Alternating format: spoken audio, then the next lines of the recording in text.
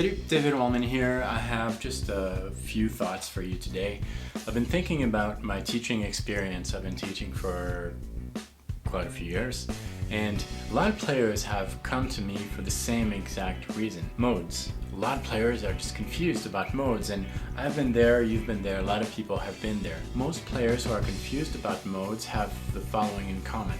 They see modes as related to a major scale. They start getting into modes, they learn a few things, and then when they read that these modes are derived, extracted from a major scale, they think that they figured it out, and so they fall in the trap of taking the shortcut. The shortcut is dealing with a mode and bringing back that mode to the corresponding major scale. Here's a scenario. We're in the key of A Dorian. Someone who takes that shortcut is gonna think Ionian, Dorian. I simply need to take a major scale started from the second note and I'll be playing in Dorian. And that's true. And so they just learn one position, they learn the major scale position and start that major scale from a different note each time, playing in the corresponding mode. There are two reasons why this method doesn't really work. The first reason is time.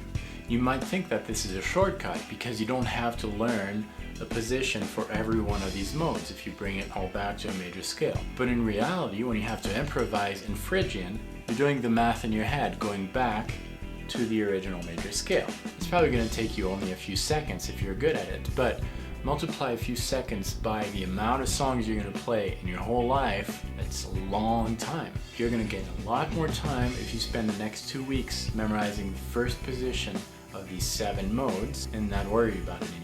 The second reason is targeting the right notes when you're improvising. There's something very tactile about guitar, very visual that you feel, very shape orientated.